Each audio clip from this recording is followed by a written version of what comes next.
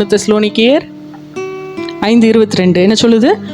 பொல்லாங்காய் தோன்றுகிற எல்லாவற்றையும் விட்டு விலகுங்கள். ஹல்லேலூயா.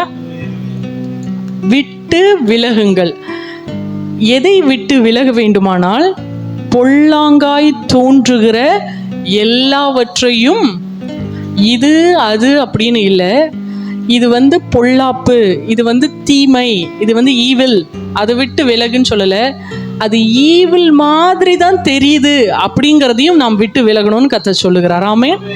இதை பார்க்கறதற்கு அது ஒரு மாதிரி, அது சரி இல்லை, தவறு மாதிரி இருக்கு, அது சரி இல்லை அப்படின்னு தெரிஞ்சிருச்சுனாலே அதை விட்டு நாம் விலக வேண்டும் என்று கர்த்தர் விரும்புகிறார். ஆமென். நாம் அதை விட்டு விலகலைன்னா என்ன நடக்கும்? இன்றைக்கு நம்ம தியானிக்க போகிறோம் சில காரியங்களை. ஆண்டவர் நம்மோடு கூட இருந்து நம்மை வழி நடத்துவாராக. 4 பேர் உட்காந்து பேசிட்டு இருக்கிறாங்க. அந்த காரியங்கள் நமக்கு பிடிக்கவில்லை என்றால் எழும்பி வெளியில போய் வேற ரூம்ல நம்ம உட்கார்ந்து கொள்கிறது போல, தீங்கான ஒரு காரியத்தை விட்டு நாம் தனிமைப்படுத்தப்பட்டு வேற ஒரு இடத்துக்கு போயிடணும். இது நம்பர் 1. 2வது, நாம் தெரிந்து கொள்ள வேண்டும், இந்த தீமையில நான் பங்கு பெற மாட்டேன், இதற்கும் எனக்கும் சம்பந்தம் கிடையாதுங்கிற அந்த காரியத்தை நாம் அந்த இடத்துல என்ன பண்றோமா, சூஸ் பண்ணி நம்ம விலகி போயிருக்கிறோமா. இப்போ ஒரு தீமையான காரியம் இருக்கு, அதை விட்டு நான் இது வேண்டாம் அப்படின்ட்டு நான் போறேன்னா நம்ம நினைக்கிறோம் இது எனக்கு பிடிக்கல நான் போறேன் அப்படின்னு. ஆனா அந்த இடத்துக்குள்ள ஒண்ணு நடக்குது. இந்த தீமையான காரியங்கள்ல நான் உடன்பட மாட்டேன், உடன்பட என் ஆத்மாவுக்கு இடம் கொடுக்க மாட்டேன், என் சரீரத்துக்கு இடம் கொடுக்க மாட்டேங்கிறத நான் அங்க என்ன பண்றேன்னா சூஸ் பண்றேன். நான் அங்க என்னுடைய விருப்பம், என்னுடைய சித்தத்தை நான் அங்க தெரிந்து கொள்றேன். இந்த இடத்துல இருக்கிறதுக்கு வேண்டாம் அப்படிங்கிறத நான் என்ன பண்றேன், சூஸ் பண்றேன். இந்த சூசிங் அது நம்முடைய வாழ்க்கையில ரொம்ப முக்கியம். வேதத்துல கொடுக்கப்பட்டு இருக்குது, மரியாள் தன்னை விட்டு எடுபடாத நல்ல பங்கை என்ன பண்ணாங்களாம், தெரிந்து கொண்டாங்க. அவங்க தெரிந்து கொண்டதுனால தான் தேவனுடைய பாதத்தில் இருக்கிற சமாதானத்தை, சந்தோஷத்தை அவங்களால பெற்றுக்கொள்ள முடிந்தது. அதே போல நாம் ஒரு தீமையை விட்டு விலகும் போது முதலாவது நமக்குள்ள என்ன நடக்கு தெரிந்து கொள்ளுது. அப்போ அந்த தீமையோடு போய் உட்கார்ந்து நம்ம டைம் ஸ்பெண்ட் பண்ணிட்டு இருக்கோம்னா என்ன பண்றோம்னு அர்த்தம்? பர்பஸ்ஃபுல்லி நாம் அதை தெரிந்து கொள்கிறோம். இந்த தீமையோடு நான் டிராவல் பண்ணுறதுக்கோ, இந்த தீங்கான காரியத்தோடு, இந்த பாவத்தோடு நான் பயணிக்கிறதற்கு, இந்த பாவத்திற்கு உடன்படுவதற்கு என் மனதளவில், என் சித்தத்திற்கு நான் என்ன பண்ணுறத அதை தெரிந்து கொண்டு தான் அதோடு கூட நான் என்ன பண்ணுறேன், பயன்படுத்துகிறேன். ஒருவேளை நான் ஒரு ஃபோனில் ஒரு 2 மணி நேரம் நான் தேவையில்லாத காரியங்களை பார்த்து கொண்டு இருக்கிறேன் என்றால், உள்ள ஸ்பிரிச்சுவலி என்ன நடக்குது, நான் அதை சூஸ் பண்ணுறேன். 2 மணி நேரம் என் சித்தப்படி அந்த பாவத்தை நான் செய்யணும். அந்த 2 மணி நேரம் என் வாழ்க்கையில் தேவனுடைய சித்தத்துக்கு என்ன ஆயிடுது, பிளாக் ஆயிடுது. தேவனுடைய சித்தம் தடைப்பட்டு போயிடுது. அந்த 2 மணி நேரம் தேவனுடைய சித்தம் என்னில் நிறைவேற நான் விரும்பலை, என் சித்தம் அங்கே என்ன பண்ணணும், நிறைவேறணும் என்பதை நான் தெரிந்து கொள்கிறேன் என்று அர்த்தம். நம்ம பொல்லாங்காய் தோன்றுகிற காரியத்தோ விட்டு விலகாம அதோடு கூட நம்முடைய ரிலேஷன்ஷிப்பை தொடர்ந்து வைத்து கொண்டே இருந்தோம் என்றால், அந்த இடத்துல தேவனுடைய சித்தத்தை மீறி என் சித்தம் அந்த இடத்துல செயல்பட வேண்டும் என்று நான் தெரிந்து கொள்ளுகிறேன் என்று அர்த்தம். நான் சொல்ல வர்றது உங்களுக்கு புரியும்னு நினைக்கிறேன். என்னென்ன இடங்கள்ல நான் பொல்லாங்காய் தோன்றுகிற காரியத்தோடு நம்ம நினைக்கலாம், நான் இந்த மாதிரி மாடர்னா ட்ரெஸ் பண்றது தப்பா, நான் இந்த மாதிரி மேக்கப் போடுறது தப்பா, நான் இந்த மாதிரி காரியங்கள் செய்வது தப்பா, இந்த மாதிரி பேசுறது தப்பா, இதுவா அப்படின்னு நான் பல காரியங்களை குறித்து நான் ஆர்கியூமெண்ட் பண்ணலாம். அதுக்கு நீங்க நிறைய வேத பிரகாரத்தின்படி அநேக காரியங்கள் நீங்க செய்யறது கரெக்டுன்னு ப்ரூவ் பண்றதுக்கு அநேக காரியங்கள் இருக்கலாம். ஆனால் பரிசுத்த ஆவியானவருடைய மிரர்ல நீங்க பார்க்கும்போது அது உங்களுக்கு தீமையாய், அது உங்களுக்கு ஈவிலா, அது பொல்லாப்பாய் தோன்றுகிறது என்றால் அதை விட்டு நீங்கள் விலகியே ஆகணும். அதுக்கு நீங்க எத்தனை வசன ஆதாரங்களை கொடுத்தாலும் சரி, பரிசுத்த ஆவியானவர் உங்களை உணர்த்தும் பொழுது, பைபிள் படிக்கும் போதோ ஜெபிக்கும் போதோ தேவன் சொல்லுவார், இதெல்லாம் என்ன பண்ணாத, செய்யாது. ஃபார் எக்ஸாம்பிள், மேக்கப் போடாத அப்படின்னு ஆண்டவர் சொல்றாருன்னா, நான் போற சபையில இருக்கிற இங்க பாஸ்டரமாவே என்ன பண்றாங்க, மேக்கப் போட தானே செய்யறாங்க. நான் போடுறது தப்பா? நான் போகிற சபையில் எங்கள் பாஸ்டரே இப்படி தானே பேசுகிறாரு, எங்கள் பாஸ்டரே இந்த மாதிரி தானே காரியங்கள், ட்ரெஸ்ஸிங்ஸோ இல்லை ஹேர் ஸ்டைல்ஸோ இந்த மாதிரி தானே பண்ணுறாரு, நான் செய்கிறது தப்பானா? ஒவ்வொருவருக்கும், உங்களுக்கும் பரிசுத்த ஆவியானவருக்கும் ஆன ஒரு கனெக்ஷன் இருக்குது. அவர் உங்களை நடத்துவார்.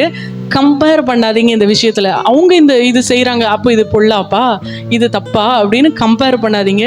If it is no for யூனா நோ தான். பரிசுத்த ஆவியானவர் உங்களுக்கு அது தப்பு மாதிரி உணர்த்திட்டாருன்னா அது தப்பு தான்.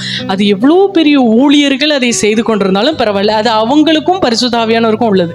அது அவங்களுக்கும் தேவனுக்கும் உடனான ஒரு ரிலேஷன்ஷிப். அவங்க வளர்ந்த சூழ்நிலைகளாக இருக்கலாம், அவங்கள கர்த்தர் நடத்தி வந்த காரியங்களாக இருக்கலாம், அவங்களோட அண்டர்ஸ்டாண்டிங்காக இருக்கலாம், அவங்களோட விசுவாசத்தை பொறுத்து இருக்கலாம், எதை பொறுத்து வேணாலும் இருக்கட்டும். பரிசுத்த ஆவியானவர் இதை விட்டு விலகு என்று சொன்னால் இதை இவர்கள்லாம் செய்துட்டு தானே இருக்கிறாங்க, இவங்கெல்லாம் இந்த காரியத்தை செய்கிறாங்க, அப்போ என்ன தப்பா? வேதத்தில் கூட இது தப்புன்னு எந்த வசனத்திலையும் போடலையே அப்படின்னு ஆர்கியூ பண்ணிட்டு இருக்காதீங்க. உங்கள் மனதில் நோ என்று பட்டு விட்டால் அது நோ தான். ஆமென். நம்ம உள்ளான அலங்காரம் ரொம்ப முக்கியம்னு வலியுறுத்துற வேதாகமும் வெளியில நீ அலங்காரமே பண்ணிக்க கூடாது அப்படின்னு இல்லை. ஆனால் அலங்காரத்தை பண்ண யாருமே நல்லா இல்லை. எசபேல் என்ற ஒரு ஸ்திரீ இருக்காங்க, பயங்கர அலங்காரம் பண்ணிட்டு வந்து கீழே இருந்து உளுந்து செத்து நாய்கள் அவளுடைய ரத்தத்தை நக்கி போட்டது என்று இருக்குது. இந்த உலகமே மேக்கப்னால தான் என்ன பண்ணிட்டு இருக்குது, சூழ்ந்து கொள்ள சொல்லப்போனா அமிழ்ந்து போயிருக்கு. நான் சுத்தமா இருக்க கர்த்தர் விரும்புகிறார், நேர்த்தியான உடை அணியணும்னு கர்த்தர் விரும்புகிறார். ரொம்ப ஆடம்பரமா என்னன்னா இல்லாத ஒண்ணு இருக்கிற மாதிரி காமிக்கிறதுக்கு கர்த்தர் ஒருபோதும் விரும்புகிறது இல்லை. அதுதான் நான் சொல்றேன், இது குறித்து ஆர்கியூ பண்ணாதீங்க. பரிசுத்த ஆவியானவர் சில காரியங்களை நம்மிடத்திலே எதிர்பார்க்கிறார், சில இடத்துல நம்மளை பயன்படுத்தணும்னு, சில இடத்துல கர்த்தர் நம்மை சில பர்பஸ்க்காக நம்மளை உருவாக்கிட்டு இருக்கிறார்ல, அந்த பர்பஸ்க்கு சில காரியங்கள் உங்களிடத்துல வேண்டாம் என்று அவர் விரும்பினால்னா அவர் நோன்னு சொல்லுவார். அவர் உங்களுக்கு சில வேலைகளில் அது ரொம்ப பிடிச்ச விஷயமா இருக்கலாம், சில வேலைகளில் அது உங்களை ரொம்ப ஆளுகை செய்து கொண்டு இருந்த விஷயமா இருக்கலாம். அவர் நோன்னு சொல்லிட்டாருன்னா அது இதுன்னு அதுக்கு ரெஃபரன்ஸ் தேடிட்டு இருக்காதீங்க, அது இதுன்னு கம்பேர் பண்ணிட்டு இருக்காங்க, இவங்க அதை தானே செய்கிறாங்க, அவங்க அதை தானே செய்கிறாங்க. சில வேலைகளை அவர் சொன்ன உடனே விட்டுருவோம், ஆனால் ஒரு 2-3 வருஷம் கழிச்சு பார்த்துட்டு நம்மளும் முன்னாடி இப்படி தான் பண்ணிட்டு இருந்தோம், ஆனால் வேதத்தில் அப்படி எதுவும் ஆதாரங்கள் இல்லையேன்னு சொல்லி மறுபடியும் விட்ட காரியங்களை சில பேர் துவங்குறதுக்கு என்ன பண்ணுவாங்க, ட்ரை பண்ணுவாங்க. விட்டதை விட்டதாகவே விட்டு விடுங்கள். ஆமென். பக்கத்துல கையை பிடிச்சு சொல்லுங்களேன், இயேசுவுக்காக எதை விட்டீங்களோ அது விட்டதாகவே விட்டுருங்க. அதை மறுபடியும் போய் என்ன பண்ணாதீங்க, ஸ்டார்ட்லாம் பண்ணாதீங்க. ஆமென். கிறிஸ்துவுக்காக இழந்ததா இருக்கலாம், விட்டதா இருக்கலாம், அது வேண்டாம். நான் பரிசுத்த ஆவியான நம்ம தெளிவாக பேசுவார் உள்ள, அது நோன்னா நோ தான். அது உங்களுக்கு ஒருவேளை உங்களை கிறிஸ்துவுக்குள் வழி நடத்தின நபரே அதை செய்து கொண்டிருந்தால் கூட உங்களுக்கு வேண்டான்னா பரிசுத்த ஆவியானவர் வேண்டான்னு சொல்லிட்டாரா, வேண்டாம். ஸோ பொல்லாங்காய் தோன்றுகிற காரியங்கள் ஒவ்வொருத்தருக்கும் ஒவ்வொரு மாதிரி இருக்கும். உங்களுடைய காலிங் பொறுத்து, உங்கள் மேலே இருக்கிற அபிஷேகத்தை பொறுத்து கர்த்தரை நீங்கள் அறிந்து கொள்ள அந்த காரியங்கள் என்ன பண்ணும், அந்த நாலேஜ் ஆஃப் காட்குள்ளே நம்ம வர வர வர நம்ம ஒவ்வொரு காரியங்கள், சில வேலைகளில் இதெல்லாம் உலகத்தில் செய்கிறாங்க, இப்படி செய்கிறாங்க, அப்படி செய்கிறாங்க, அது எதுவுமே கம்பேர் பண்ணாதீங்க. உங்களுக்குள்ள இருக்கிற பரிசுத்த ஆவியானவர் என்ன சொல்றார். சரி, நான் இந்த பொல்லாங்காய் தோன்றுகிற காரியத்தை விட்டுட்டு விலகலைன்னா என்ன நடக்கும்? தேவ பிரசன்னம் உங்களை விட்டு கடந்து சென்று, அவ்வளவுதான். உள்ள எரிஞ்சிட்டு இருக்கிற அக்னி என்ன ஆயிரும், ஆஃப் ஆயிரும். நீங்க நினைக்கலாம் சின்ன விஷயம் மேக்கப், அதெல்லாம் ஒரு விஷயமா, இது சின்ன விஷயம். நான் சொன்னேன், உள்ள பேசுற இந்த சின்ன வாய்ஸ், ஸ்டில் வாய்ஸ், இதை செய்யாத அப்படிங்கும் போது மீறி போய் செய்கிற காரியம், அவ்வளவுதான், அக்னி ஆஃப் ஆயிரும். ஹோலி ஸ்பிரிட் நீங்க உலகத்திலேயே பார்த்திராத அளவுக்கான ஒரு ஜென்டிலான காட். அவரை மாதிரி ஜென்டில் யாருமே கிடையாது. ஜஸ்ட் இல்லை அப்படிங்கிற மாதிரி நீங்க தலையை அசைச்சிட்டீங்கன்னா அவ்வளவுதான், அவர் சைலண்ட் ஆயிரும். அவர் ஃபோர்ஸ் பண்ணி நீ என்னை ஏற்றுக்கொண்டே ஆகணும், இதை செய்தே ஆகணும். சில பேருடைய வாழ்க்கையில சில தருணங்கள் அது நடக்கும், உண்மைதான். சில தருணங்கள்ல கரன்னு பிடிச்சி இழுத்துட்டு போய் ஆண்டவர் விடுவாரு, அது நடக்கும், உண்மைதான். ஆனால் எல்லா நேரமும் அந்த கரன்னு நீங்க எதிர்பார்த்துட்டு இருக்க முடியாது. அவர் ரொம்ப ஜென்டிலா பிஹேவ் பண்ணுவார். ஆமென். அவர் சர்வ சிருஷ்டிக்கும் எஜமானர். இந்த உலகத்தையே அவர் படைச்சிருக்கார். வேதத்துல ஒரு வசனம் அன்றைக்கு நான் வாசிக்கும் போது எனக்கு ஒரு இமேஜினேஷன், மேகங்கள் அவருடைய பாதத்தூளா இருக்குதான். வாசிச்சிருக்கீங்களா அந்த வசனம்? மேகங்கள், கிளவுட்ஸ் அவருடைய பாதத்தூளா இருக்குதான். ஜஸ்ட் நம்ம ஒரு ஸ்லிப்பர் போட்டு இப்போ நம்ம வெளியில அந்த மண்ணில் நடக்கும்போது கால் வைக்கும்போது அப்படி தூசி பறக்கும்ல, அது ஒரு HD குவாலிட்டிலே யோசிச்சுக்கோங்களேன், ஒரு 4K குவாலிட்டிலே யோசிச்சுக்கோங்க. அப்படி நடக்கும்போது பறக்கிற டஸ்ட்டு தான் என்னவா அவருக்கு, மேகங்களாம். இமேஜின் பண்ண முடியுதா? எவ்வளோ அவருடைய பூமி அவருக்கு பாதப்படின்னு வேதம் சொல்லுதுல, அவர் காலை இப்படி நகட்டினார்னா பறக்கிற டஸ்ட்டு தான் கிளவுட்ஸாக நிற்குதான். அப்போ இமேஜின் பண்ணுங்க, எவ்வளோ பெரிய ஆச்சரியமான தெய்வத்தை நம்ம ஆராதிக்கிறோம். அவ்வளோ பெரிய தேவன், உங்களையும் என்னையும் உருவாக்குன தேவன் உங்களோட இருதயத்துக்குள்ளே வரணும்னா ஷால் ஐ கம்மின்னு கேட்டுட்டு தான் வருவாராம். ஆமென். உள்ள வரவான்னு கேட்டுட்டு, அப்போ அவருடைய ஜென்டில்னஸ் உங்களால் புரிந்து கொள்ள முடியுதா? அவர் காலை வச்சு தூசி பறந்தா அதை இமேஜின் பண்ணும். அப்படிப்பட்ட தேவன் தான் உங்கள் சின்ன இருதயத்துக்குள்ள. சொல்லப்போனால் இப்போ நீங்கள் உட்கார்ந்துட்டு இருக்கீங்க, ஸ்வீட் ஏதோ சாப்பிட்ருக்கீங்க, ஒரு எறும்பு வருது, எப்படி நசுக்கிப்படுவீங்க? கிட்டத்தட்ட நம்ம அவருக்கு அப்படி தான். ஆனால் அந்த எறும்போட இருதயத்துக்குள்ளே போய் எறும்பே எறும்பே நான் உன்னை நசுக்கவான்னு என்னைக்காவது கேட்டிருக்கோமா? தேவன் நம்மிடத்திலே உள்ளே வரணும்னா, நான் தானே உன்னை உருவாக்கினேன், நான் தான் உன்னை டிசைன் பண்ணி உனக்கு கலர் கொடுத்து, உனக்கு உன்னுடைய ஹேர் எப்படி இருக்கணும், உன்னுடைய கரங்கள் எப்படி இருக்கணும், கை இருக்கும், நீ இப்படி பேசணும், வாய்ஸ் எப்படி டிசைன் பண்ண நானே உனக்குள்ளே வர வேண்டும் என்றால் நான் உள்ளே வரலாமான்னு வாசற்படியிலே நின்று தட்டுகிறேன். ஒருவன் என் சத்தத்தை கேட்டு கதவை திறந்தானா நான் உள்ளே போவேன், அவனோடு கூட போஜனம் பண்ணுவேன். இல்லைன்னா நான் வெளியிலே என்ன பண்ணிக்கிறேன்? யோசிச்சு பாருங்க அவருடைய ஜென்டில்னஸ். அப்படிப்பட்ட தேவன் உங்கள் இருதயத்தில் பேசுகிற அந்த மெல்லிய சத்தம் நோ அப்படின்னு சொல்லிட்டாருன்னா அதுக்கு சரண்டர் பண்ணி பாருங்களேன், அது ஆச்சரியமான விளைவுகளை நம்முடைய வாழ்க்கையில் கொண்டு வரும். ஆமென். அவர் சொல்லுகிற அந்த பொல்லாங்காய் தோன்றுகிற காரியங்கள், நீங்கள் ஸ்பெண்ட் பண்ணுற இடமாக இருக்கலாம், நீங்கள் ரொம்ப ஸ்பெண்ட் பண்ணுற உங்களுடைய நேரங்களாக இருக்கலாம், ஏதோ ஒரு காரியம் அவர் நோ அப்படின்னு சொல்கிறாருன்னா அது நோ தான். எடுத்துக்கொள்ளலாம். கலாத்தியர் 5வது அதிகாரம் 24வது வசனம். ஒரு வாசிக்கலாம். கலாத்தியர் 5:24. கிறிஸ்துவினுடையவர்கள் தங்கள் மாம்சத்தையும் அதன் ஆசை இச்சைகளையும் சிலுவையில் அறைந்திருக்கிறார்கள். ஆமென், ஹல்லேலூயா. கிறிஸ்துவின் உடையவர்கள் யார்? கிறிஸ்துவின் உடையவர்களோ அவர்கள் மாம்சத்தையும் அதன் ஆசை இச்சைகளையும் சிலுவையில் என்ன பண்ணியிருக்கிறாங்க? அறைந்திருக்கிறாங்க. எப்படி பொல்லாங்கை விட்டு விலக முடியும்? இது பார்க்குறதுக்கு ஈவில் மாதிரி தான் தெரியுது. இப்போ பொய் சொல்கிறது இல்லை ஒரு இச்சையான ஒரு காரியம், அது பார்க்கும்போது அதை விட்டு விலக மனசு நினைக்குது. ஆனால் அதை விட்டு என்னால் வெளியில் வர முடியல அப்படின்னா இந்த வசனம் தெளிவாக சொல்லுகிறது, கிறிஸ்துவின் உடையவர்கள் மாம்சத்தையும் அதனுடைய ஆசை இச்சைகளையும் சிலுவையில் என்ன பண்ணியிருக்கிறாங்களாம்? அறைந்திருக்கிறாங்க. பொல்லாங்காய் தோன்றுகிற காரியத்தை பார்த்தா எனக்கு இது பொல்லாப்புன்னு தெரியுது, தப்புன்னு தெரியுது, ஆனால் என்னால் வெளியில் வர முடியலன்னு நீங்கள் சொன்னீங்கன்னா நீங்கள் செய்ய வேண்டிய காரியம், நீங்கள் கிறிஸ்துவின் உடையவர்களாய் மாறணும்.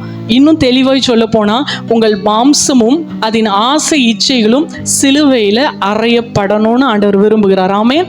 இன்னும் சிலுவையில் அறையப்படலைன்னா நம்முடைய மாம்சம் ஒருவேளை அந்த காரியத்தை விரும்பவில்லை என்றாலும், அந்த காரியம் ஆண்டவர் தப்புன்னு தெரியுது ஆனால் அதை விட்டு வெளியில் வர முடியலன்னா உங்கள் மாம்சத்தை நீங்கள் சிலுவையில் அறைய இன்னும் ஒப்பு கொடுக்கலன்னு அர்த்தம். உங்கள் மாம்சத்தை இன்னும் சிலுவையில் அறைய ஒப்பு கொடுக்கல. இன்னும் உங்கள் மாம்சத்தினாலேயே தான் உங்கள் வாழ்க்கையை நகர்த்திக்கிட்டு இருக்கீங்க, இன்னும் உங்கள் மாம்சத்தினாலே தான் உங்கள் வாழ்க்கையை நீங்கள் ஓட்டிக்கொள்ள ட்ரை பண்ணிட்டு இருக்கிறீங்கன்னு அர்த்தம்.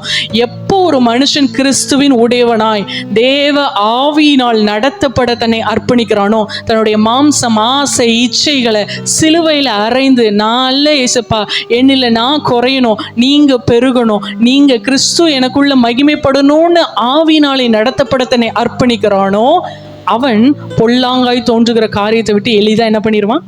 விலகி வந்துடுவான். ஸோ தேவனுடைய சித்தத்துக்கு விரோதமான ஒரு பொல்லாங்கான காரியத்திலேயே நம்மை இருக்க வைக்கிறதுக்கு ஒரு மிகப்பெரிய ஆயுதமாய் செயல்படுகிறது நம்பர் 1 இச்சை. இச்சை அப்படின்னா என்ன? நீங்கள் என்ன நினைக்கிறீங்க? What is lost? நம்முடைய நம்பர் 1, நமக்கு என்ன தோணுதோ அதை செஞ்சுட்டே இருக்கிறோம். அது ஒன்று. இப்போ ஃபார் எக்ஸாம்பிள், எனக்கு ஒரு பொருள் ரொம்ப பிடிச்சிருக்கு, ரொம்ப காஸ்ட்லியான பொருள்னு கூட வச்சுக்கோங்களேன், அல்லது காஸ்ட்லியோ எனக்கு அந்த பொருள் ரொம்ப பிடிச்சிருக்கு. அந்த பொருளை பார்க்குறேன், நல்லா இருக்குது, ஓகே சூப்பராக இருக்குது. அது ஆசை. மனுஷனாக பிறந்த எல்லாருக்கும் ஆசை இருக்கும், அப்படி தானே? அது தப்பு கிடையாது. அந்த பொருள் எனக்கு வேண்டும், எனக்கு மட்டுமே வேண்டும் என்று நினைப்பது என்னது? இச்சை. அது எனக்கு இல்லைன்னா அது இந்த உலகத்துல இருக்கக்கூடாதுன்னு நினைக்கிறோம் பார்த்தீங்களா? அதுதான் என்னது? இச்சை. ஆசைப்படுறது தப்பு கிடையாது. நான் ஆல்ரெடி சொல்லியிருக்கேன், காகங்களோ பறவைகள் தலைக்கு மேலே பறக்கிறது தப்பு கிடையாது, கூடு கட்டுறது தப்பு. இச்சைக்கு ஒரு குணாதிசயம் இருக்குது. வேதம் அழகாக சொல்லுது. யாக்கோபு 1:14-15 நீங்கள் வாசிங்கன்னா, இச்சையானது கர்ப்பம் தரித்து பாவத்தை என்ன பண்ணுமா? பிறப்பிக்குமா. இச்சை என்ன பண்ணுமா? கர்ப்பம் தரிக்குமா. இச்சையோட நேச்சர் என்னது? கர்ப்பம் தரிக்கும். முதலாவது கர்ப்பம் தரிக்கிறதுனா ரொம்ப சிம்பிளாக சொல்ல போனால், முதல்ல இச்சை நமக்குள்ளே வரும்போது நமக்கு தெரியாது. 3 மாதம் ஆனதுக்கப்புறம் தான் ஒருத்தங்க ப்ரெக்னெண்ட்டாக இருக்காங்கன்னு அவங்களுக்கே தெரியுது. தெரியுது, இல்லை ஒரு 1 month ஆகுது அவங்க கண்டுபிடிக்கிறதுக்கு நம்ம ப்ரெக்னென்ட். சில பேர் 5 மாதம் ஆகியும் நாங்கள் ப்ரெக்னெண்ட்டாக இருக்கோன்னே கண்டுபிடிக்கும். 5ஆவது மாதம் என்னடான்னு டாக்டர்கிட்ட போனால் திடீர்னு ப்ரெக்னெண்ட்டு. இதே போல தான் இச்சையும் நமக்குள்ளே வரும்போது நமக்குள்ளே இச்சை வந்துருச்சுன்னு தெரியாது. அது கர்ப்பம் தரித்து அது தன்னுடைய சக்தியை பெற்றுக்கொள்கிறது. கொஞ்சம் கொஞ்சமாக பெருகுது.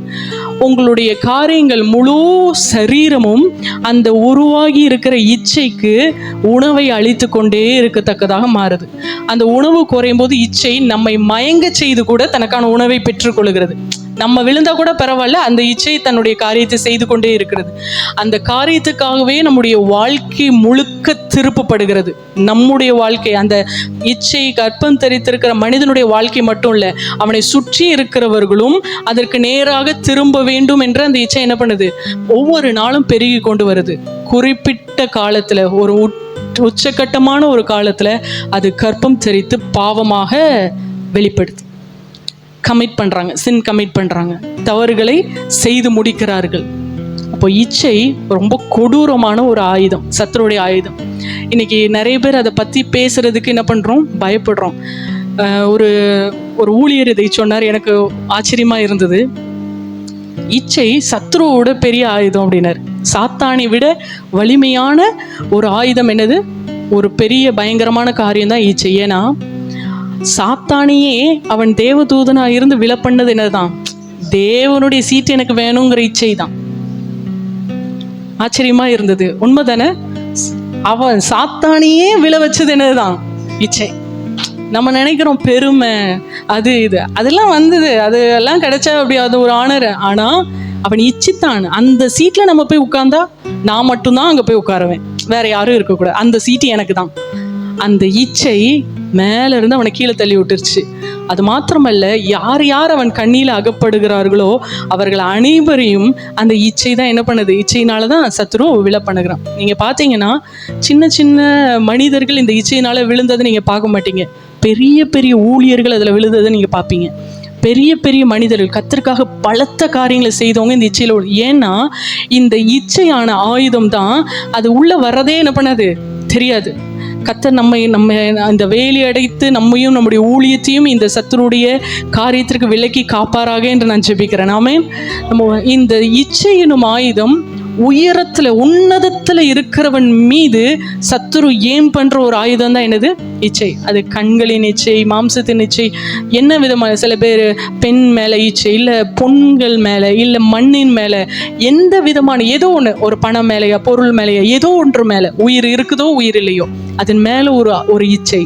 அது உள்ள வரும்போது தெரியல, அது பெருகி பெருகி பெருகி பெருகி உன்னதத்துல இருக்கிற நிலைமை, அவனுடைய நிலைமையில், அவனுடைய கெரியர்ல பீக்கா இருக்கிற டைம்ல இந்த அம்பு அவனை நோக்கி எய்யப்படுகிறது, அவன் வீழ்த்தப்படுகிறான். அநேகருடைய வீழ்ச்சிகள் இந்த இச்சையினால நம்ம கண்கூடா என்ன பண்றோம், பார்க்கிறோம். அப்போ யோசிச்சு பாருங்க, எவ்வளோ பெரிய பவர்ஃபுல்லான ஒரு ஆயுதம் இந்த இச்சை. கர்ப்பம் தரித்து பாவத்தை பிறப்பிக்குதான். சரி, இந்த இச்சை ஒரு மனுஷனுக்குள்ள வந்துருச்சு, அவனுடைய கனிகள். இச்சை வந்ததுக்கு அப்புறம் என்னென்ன நடக்கும் அப்படின்னா, வேதத்துல நமக்கு அருமையான புத்தகம் யோனா புஸ்தகத்துல 1வது அதிகாரம் 3வது வசனத்தை ஒரு வாசிக்க நம்ம கேட்கலாம்.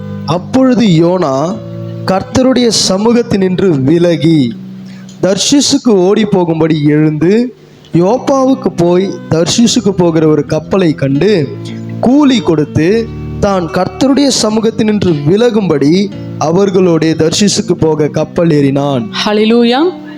யோனா ஆண்டவர் சொன்னார் நினிவேக்கு போன்னு. அவர் நினிவேக்கு போக மாட்டேன்ட்டு தர்ஷீஷுக்கு போறார்.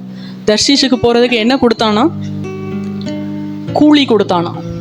இச்சை ஒரு மனிதனுக்குள்ளே வந்துருச்சுன்னா சத்துரு தர்ற எதுவுமே இலவசம் கிடையாது, அப்படித்தானே? அவன் கொடுக்குற எதுவுமே ஒன்று நம்முடைய உயிரை பணயமாக வச்சு வாங்குவான், நம்முடைய தரிசனத்தை பணயமாக வச்சு வாங்குவான், நம்மளுடைய பரிசுத்தத்தை பணயமாக வச்சு, ஏதோ ஒன்றை பணயம் வைத்து தான் சத்துரு இடத்துலேருந்து எந்த காரியத்தையும், அது பாவம் எந்த பாவமாக இருந்தாலும் சத்துரு இடத்துல பணயம் வச்சு தான் வாங்க முடியும்.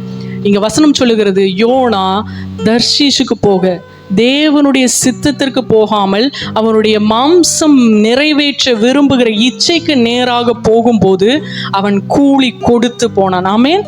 இந்த இச்சை ஒரு மனுஷனுக்குள்ள வந்துருச்சுன்னா கூலியை பெற்றுக்கொள்ளாமல் அது அவனை விட்டு போகாது.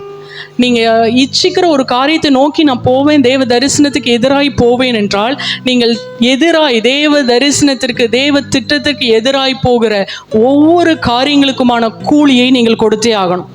இச்சைக்காக நீங்கள் ஆண்டவரை விட்டு பிரிந்து உங்கள் சுய விருப்பத்தின்படி நீங்கள் செல்லுகிற ஒவ்வொரு காரியங்கள், நீங்கள் எடுக்கிற ஒவ்வொரு பிரயாசங்கள், நீங்கள் போகிற ஒவ்வொரு செயல்படுத்துகிற காரியங்கள், நீங்கள் வாங்குகிற காரியங்கள், வைக்கிற காரியங்கள் எல்லாவற்றையும் தேவன் சொல்லியிருக்கிறார், நான் யெகோவா ஈரே, உன்னுடைய தேவைகள் எல்லாம் நான் என்ன பண்ணுவேன், சந்திப்பேன். தரிசனத்திலே நின்று தரிசனத்தை நோக்கி ஓடி தேவ சித்தத்துக்கு காத்திருக்கிறவர்களுக்கு மாத்திரமே பரலோகத்திலிருந்து தேவைகள் சந்திக்கப்படும். யாருடைய தேவைகள் சந்திக்கப்படாமல் அவர்கள் தங்கள் சொந்த வருத்தத்தின் கூலியை கொடுப்பார்கள் என்றால் தேவ சித்தத்துக்கு எதிராய் ஓடுகிறவர்கள். ஆதாமும் ஏவாளும் ஏதேன் தோட்டத்தில் இருக்கிற வரைக்கும் இந்த கார்டன்லாம் பார்த்துக்கோ, டெய்லி 500 ரூபாய் தந்துருன்னு ஆண்டவர் சொன்னாரா? ஃப்ரீயாகவே ஆக்சிஜனை சுவாசித்தார்கள், ஃப்ரீயாக பழங்களை பறித்து உண்டார்கள், நல்ல நதியில் ஆறில் பார்த்தாங்க, பொன் விளைந்தது, பொண்ணை காரியங்களை எடுத்தாங்க. யோசிச்சு பாருங்க, மிராக்குலஸாக ஆண்டவர் நடத்தினார், ஒத்த பைசா அவங்கக்கிட்ட வாங்கலை. ஆனால் எப்பொழுது அந்த கண்களின் இச்சை கனி மேலே வந்து தேவ திட்டத்துக்கு விரோதமான காரியத்தை பண்ணாங்களோ, தோட்டத்தை விட்டு துரத்தப்பட்டார்கள்.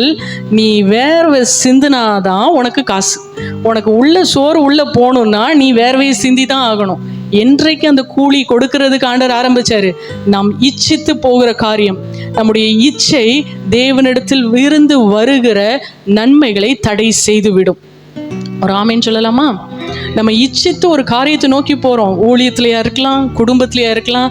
இல்லை இசப்பா இது வேணும், இது எனக்கு தாங்க, இதை செய்யுங்கன்னு நான் விருப்பப்பட்டு ஓடுனேன்னா, போப்பா போய் கூலியை கொடுத்துட்டு வாங்கி சந்தோஷமாக என்ன பண்ணு, என்ஜாய் பண்ணன்னு ஆண்டவர் விட்டுருவார். ஸோ நம்முடைய வாழ்க்கையில் நாம் தெரிந்து கொள்ள வேண்டும், தேவனிடத்திலிருந்து ஒரு காரியம் வருகிற வரைக்கும் நம்ம கண்ணை மூடிட்டு நம்மை அடக்கி காத்திருப்பதே உத்தமம். ஆமேன்.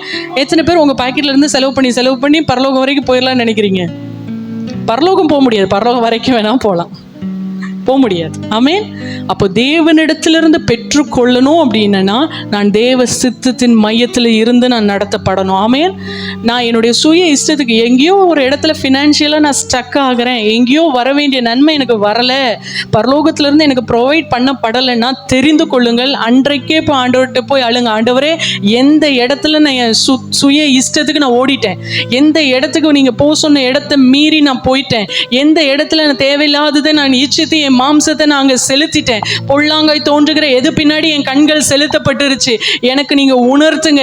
எனக்கு பரலோகத்திலிருந்து ஃபண்டு வரலைன்னா நான் செய்ய மாட்டேன் ஏசப்பானா, அங்கேயே என்ன பண்ணிருங்க, உட்காந்துருங்க.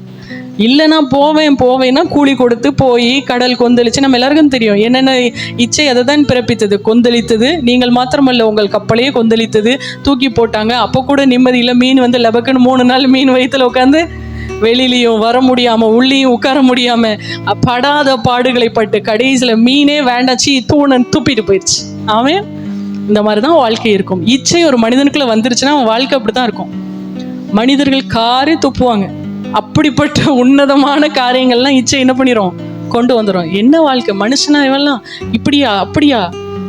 ஏன் இந்த மாதிரி காரியங்கள், பழி சொற்கள் கொந்தளிக்குது, கரை சேர முடியல, என்ன வாழ்க்கையில் நடக்குதுன்னு தெரியல, திசையற்று அலைகிற மீன் எப்படிலாம் ஜம்ப் அடிக்குதோ இவனும் ஜம்ப் அடிச்சிருப்பான். அப்படி தானே?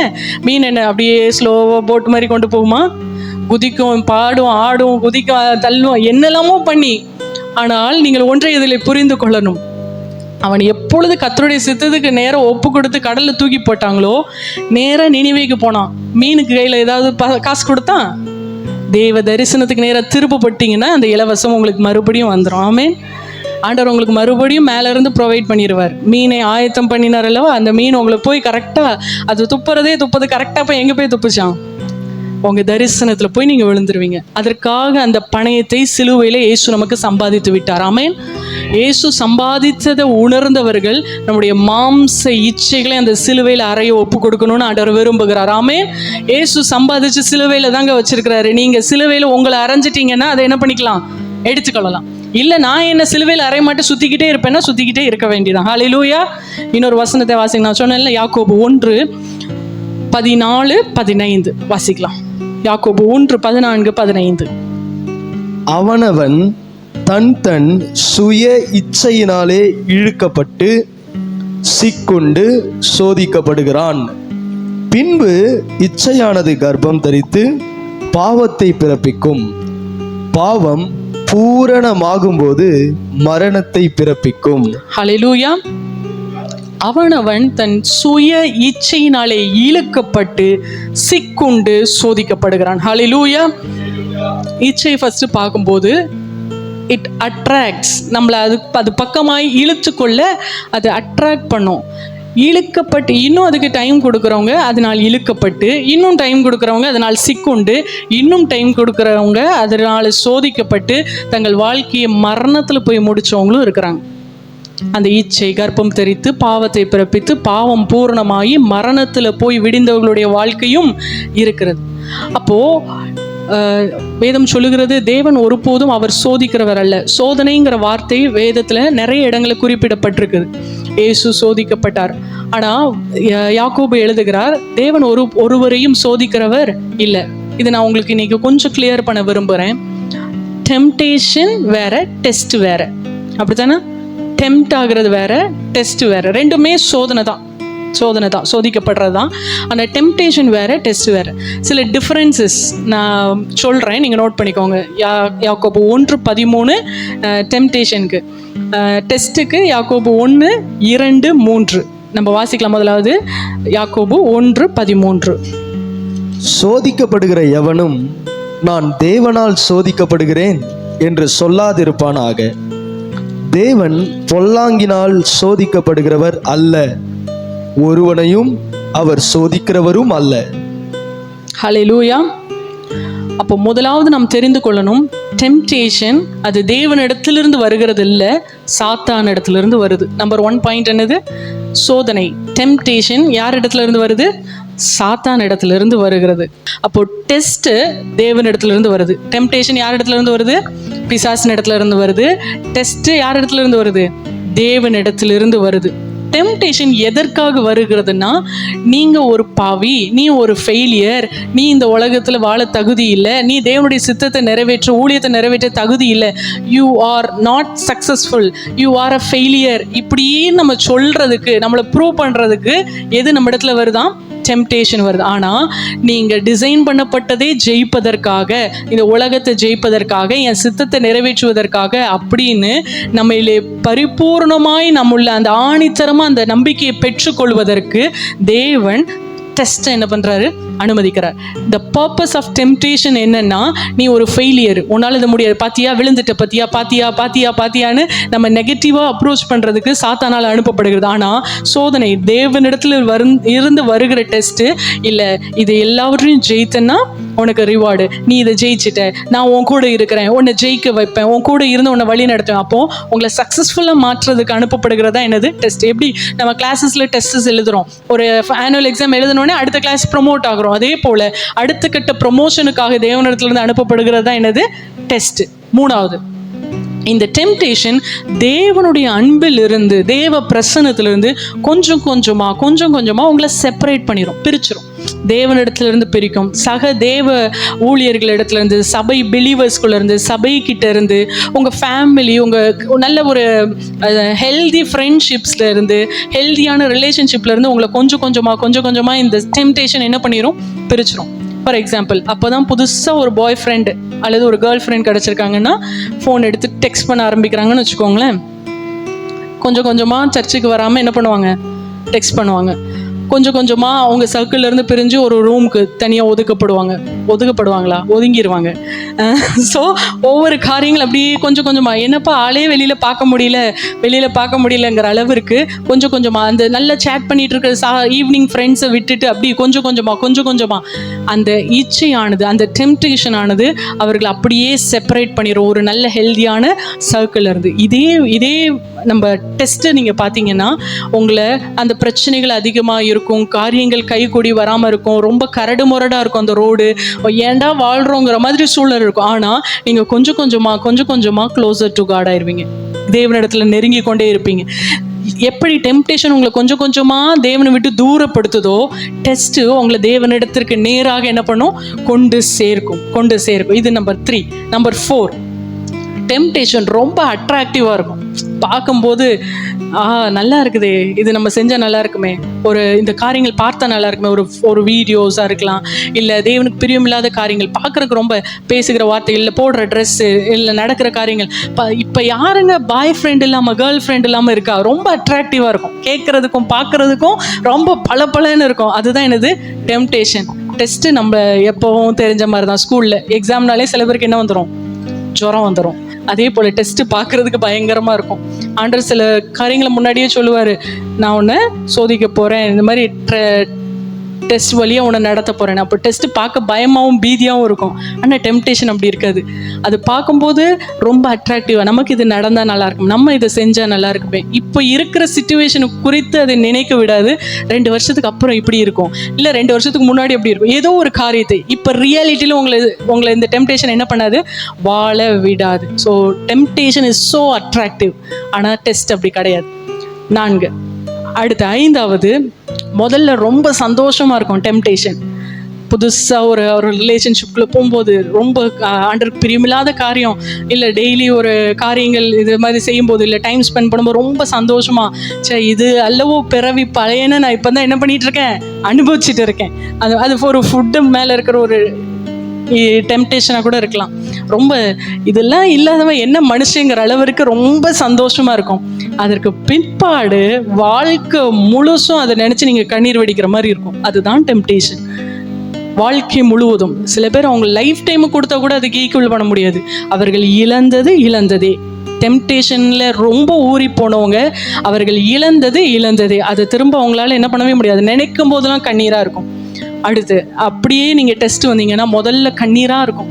அந்த பாதை வழியாக நடக்கும்போது, ஏன் ஆண்டவரே, எலியா ஜெபிச்சார்ல, போதும் கர்த்தாவே ஆத்துமாவை எடுத்துக்கோங்கப்பா, நான் ரொம்ப நல்லவன் கிடையாது, என் அப்பா அம்மாவெல்லாம் விடனா ரொம்ப நல்லவன் கிடையாது, எனக்கெல்லாம் இவ்வளோ சோதனை தர்றதுக்கு நான் என்ன புண்ணியம் பண்ணேன் அப்படின்னு ஆண்டவர்கிட்ட கேட்டு அழுகிறது போல இருக்கும். எண்ட் ஆஃப் த டே நீங்கள் நினச்சி சந்தோஷப்படுற மாதிரி இருக்கும். உங்கள் லைஃப் டைமுக்கும் சந்தோஷப்படுற மாதிரி இருக்கும். ஆண்டவர் அந்த டெஸ்ட், அந்த பாதை வழியாக என்னை நடத்தலைன்னா இவ்வளோ மகிமையை நான் பார்த்துருக்காம போயிருப்பேனே. ஆண்டவர் எனக்கு எவ்வளோ அருமையாக, அந்த சோதிக்கப்படும் போது அழுவோம், உருளுவோம், பெறலுவோம், உண்மைதான். ஆனால் அதை சோதிக்கப்பட்டதுக்கு பிற்பாடு நான் பொன்னாக விளங்குவேன். நாமே அதுதான் டெஸ்ட்.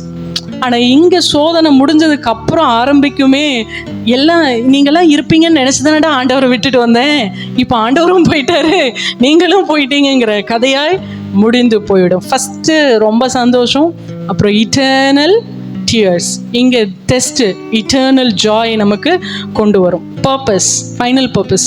இப்போ ரிப்போர்ட் ப்ரொடியூஸ் ஆகி வருதுன்னு வச்சுக்கோங்களேன். டெஸ்ட்டும் வைக்கப்பட்டிருக்கு, டெம்டேஷனும் வைக்கப்பட்டிருக்கு. ரிப்போர்ட்டு சொல்லும், டெம்டேஷனில் நீங்கள் ரொம்ப ஊறி செய்து முடிச்சிட்டிங்கன்னா ஒரு ரிசல்ட் வரும், யூ ஆர் அ சின்னர். ஆனால் இங்கே டெஸ்ட்டோட ரிப்போர்ட் வரும், இனிமேல் எட்டர்னலுக்கும் நீங்கள் என்னுடைய சந்தோஷத்துக்குள்ளே இருக்கிற என்னுடைய பிள்ளைகள் என்கிற ரிப்போர்ட் வரும். ஆமேன். இவர்கள் கிறிஸ்துவின் உடையவர்கள் என்கிற ரிப்போர்ட் வரும். நீ இனிமேல் பாவத்திற்கும் பாவ சம்மந்தப்பட்ட காரியத்துக்கும் நீ இனிமேல் அடிமை இல்லை, நீ இனிமேல் லிபரலாக இருக்கிற ஒரு என்னுடைய மகன், என்னுடைய மகள்ங்கிற ரிப்போர்ட் என்ன பண்ணும் வரும். டெம்டேஷன் நம்மளை அட்ராக்ட் பண்ணி நம்மளை இழுக்குது. அதை ஆட் பண்ணிக்கோங்க 7th பாயிண்ட்டாக. டெம்டேஷன் நம்மளை இழுத்து கொள்ளும், நம்மளை ஒரு மேக்னெட் மாதிரி அப்படி இழுத்து கொள்ளும். ஆனால் டெஸ்ட்டுக்கு ஆவியானவரே கொண்டு போய் அங்கே விடுவார், நீங்கள் ட்ராப் பண்ணப்படுவீங்க அந்த லொக்கேஷனில். இது வித்தியாசம். டெம்டேஷன் நீங்களாக போவீங்க, டெஸ்ட்டுக்கு நீங்கள் அனுப்பப்படுவீர்கள். ஆமேன். இந்த காரியங்களை அனலைஸ் பண்ணி பாருங்கள். உங்கள் வாழ்க்கையில் நீங்கள் சந்தித்து கொண்டிருப்பது டெம்டேஷனா டெஸ்ட்டா? நீங்கள் இதில் எப்படி ரியாக்ட் பண்ணணுங்கிறத நீங்கள் தான் என்ன பண்ணணும், முடிவு செய்ய வேண்டும். ஸோ நம்பர் 1, பொல்லாங்காய் தோன்றுகிற எல்லாவற்றையும் விட்டு விலகணும்னா நம்பர் 1, என்னுடைய ஆசை இச்சைகள் சிலுவையில் அறையப்பட வேண்டும். ஆமேன், ஆமேன். சத்தமா ஒரு ஆமேன்.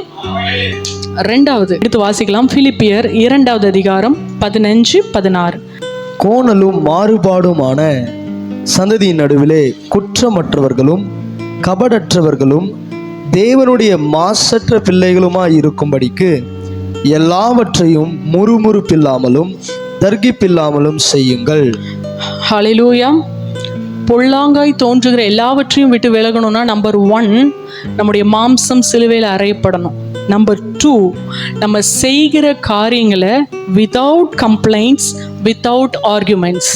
சொல்லுங்க, ஆர்குமெண்ட்ஸ் இல்லாமல், கம்ப்ளைண்ட்ஸ் இல்லாமல் நாம் செய்ய பழக வேண்டும். ஆமேன்.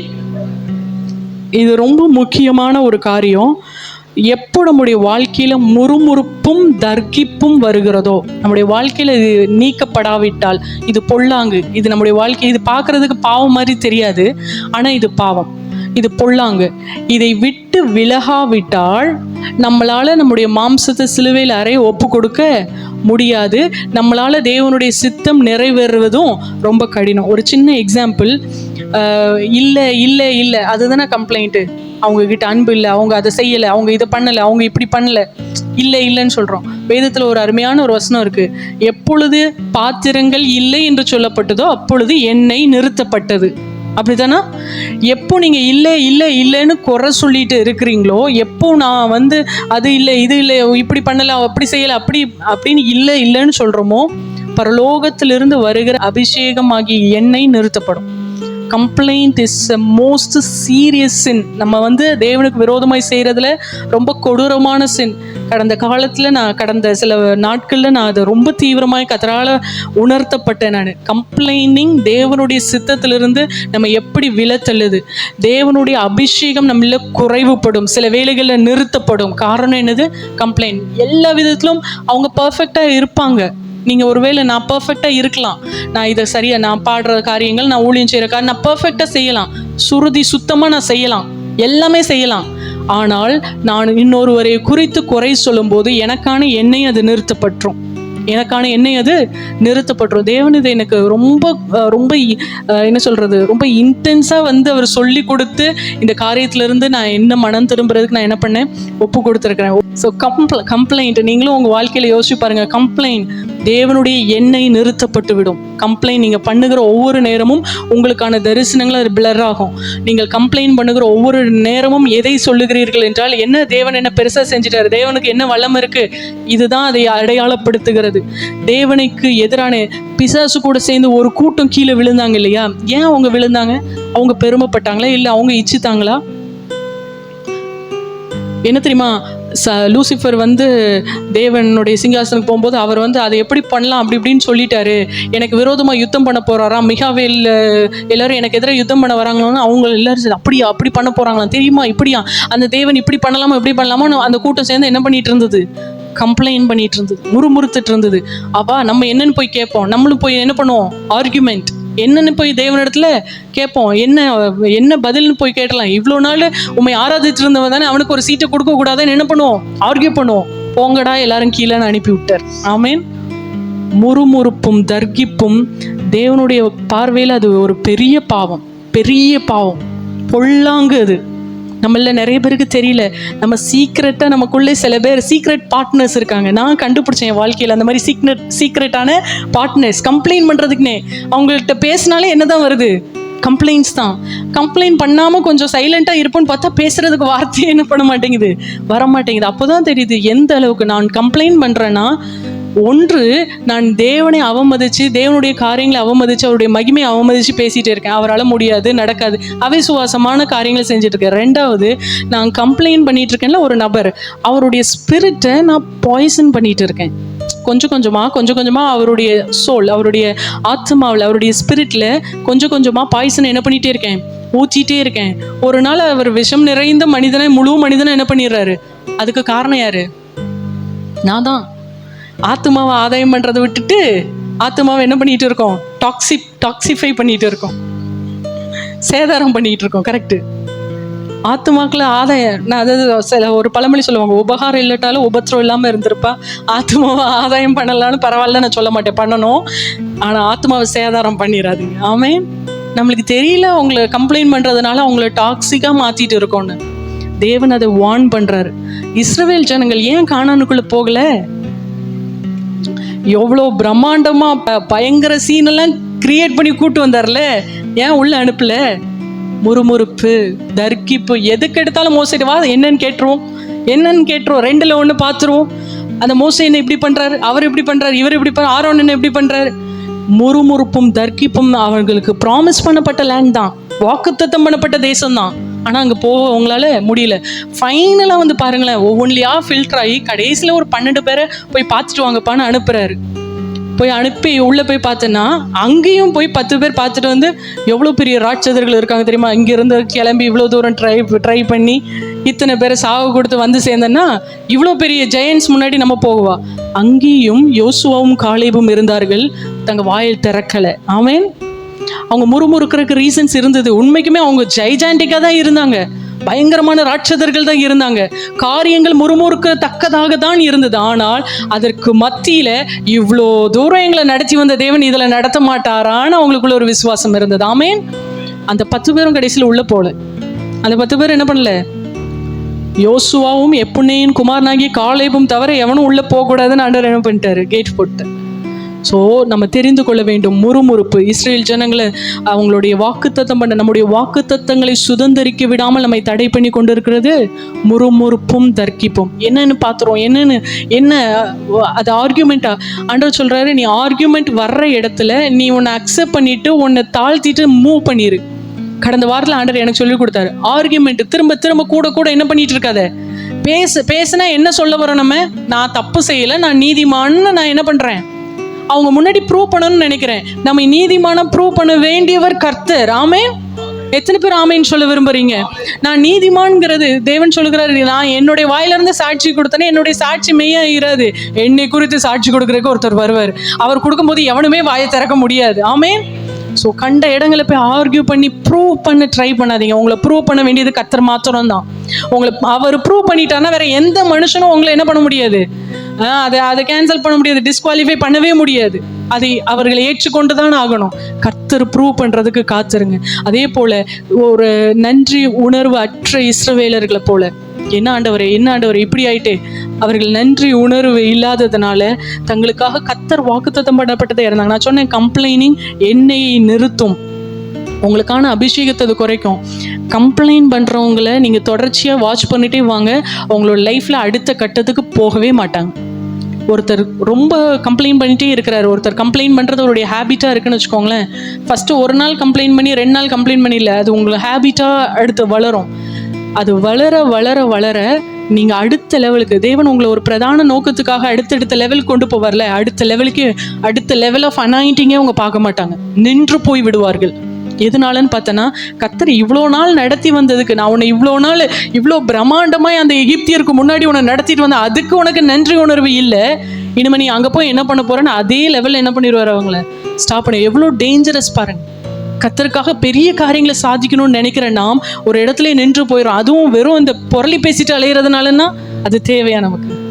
ஸோ கம்ப்ளைனிங் நம்மளுடைய அனாயிண்டிங்கை நிப்பாட்டிடும். இது எல்லாவற்றிற்கும் மேலாக கம்ப்ளைனிங் ஒரு பலவீனம் கிடையாது, it is a spirit. Complaining என்னது? ஒரு ஆவி.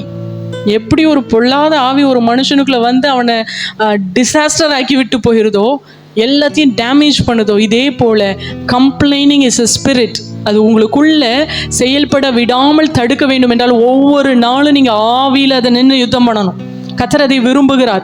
ஒரு மனுஷன் நீங்கள் இச்சையை மேற்கொள்ளணும்னா உங்கள் மாம்சம் சிலுவையில் அறைய அனுதினமும் ஒப்பு கொடுக்கப்படணும். ஒவ்வொரு நாளும் அப்டேட்டட் வேர்ஷனில் வைரஸ் என்ன பண்ணிட்டு இருக்கு, வந்துட்டு இருக்கு. நூதனமான காரியங்கள் மூலமாக இச்சைகள் உள்ளே வந்து கொண்டு இருக்கு. அதை ஜெயிக்க வேண்டுமானால் ஒவ்வொரு நாளும் தேவ பிரசன்னத்தில் போய் நின்று நம்முடைய மாம்சத்தை சிலுவையில் அறைய ஒப்பு கொடுக்கணும். அதே போல் கம்ப்ளைனிங் நீங்கள் அது சாதாரணமாக நினச்சிடாதீங்க. It is a spirit. எப்படி ஒரு பொல்லாத அசுத்த ஆவி இருக்கோ, வேசித்தனத்தின் ஆவி, விபச்சாரத்தின் ஆவி, விக்கிரகத்தின் ஆவிகள் இருக்கோ, இதே போல கம்ப்ளைனிங் இஸ் a spirit. இஸ்ரவேல் ஜனங்களை தங்கள் ப்ராமிஸ் லேண்டுக்குள்ள கொண்டு போக விடாமல் தடுத்த ஆவி என்னது? Spirit of complaining. Spirit of complaining. தேவன் ஒருபோதும் இயேசு வாழ்ந்த காலத்துல யாரையாவது பத்தி குறை பேசிட்டு இருந்தாரா? இந்த பிலாத்து பாருப்பா இப்படி பண்ணிட்டான், இந்த யோவான பாருப்பா கொண்டு போட்டாங்க, மனுஷங்க நல்லா இருப்பீங்களா நீங்க?